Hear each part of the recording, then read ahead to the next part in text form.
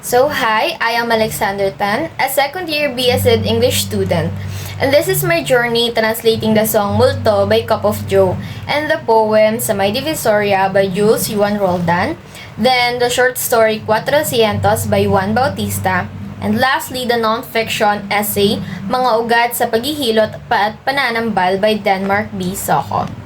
So I began my journey with two rhythmic pieces.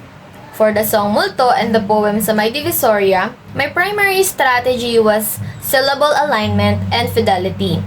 The challenge was to keep the beat of the original lyrics so they could still be felt by an English reader. So in Multo, I focus on the haunting atmosphere of being ghosted or haunted by memory. While in Sa May Divisoria, I used explicitation to describe the crowded energy of the market. Of course, I had to ensure that the terms like banqueta weren't just translated as sidewalk, but felt like a place of struggle. And my goal here was to preserve the emotional intensity while still making the lines flow naturally in the English language. So the next one, the third one, I moved to the short story Cuatrocientos. So this piece required a communicative translation. So in here, it has a heavy social themes, and that is the reason why I have to use the communicative translation strategy. So the story contains a powerful twist regarding the character Baby. I faced the challenge of translating the term debut because in the English language, it can mean a formal launch, while in our culture, it marks a girl's 18th birthday. So, in here, I use naturalization to emphasize her youth and the tragedy of her situation. So, I avoided a literal translation, like a word for word, but rather use a sense for sense.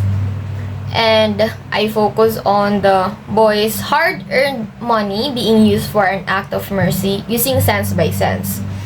So this transition from a gritty construction site to a respectful home required a shift in tone that, of course, I carefully balance in English. So then the last one is the roots in massage and folk healing, which is written by Denmark B. Soko.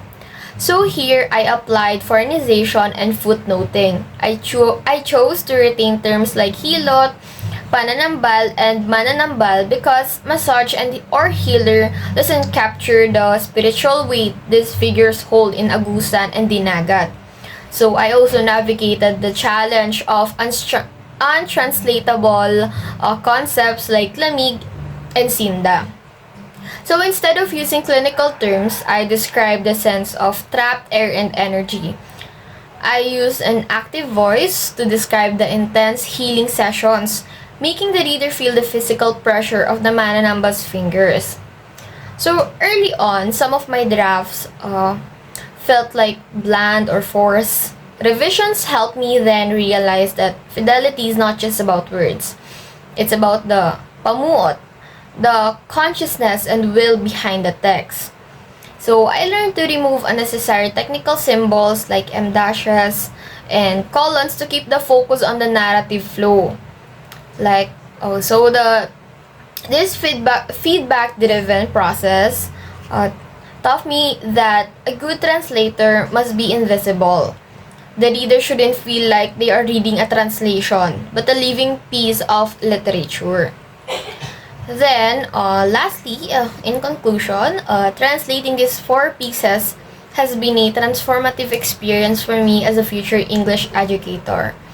It has shown me that language is the ultimate root of our identity.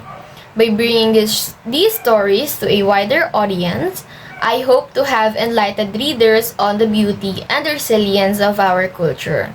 So thank you for joining me in this journey. Again, I am Alexander Tan.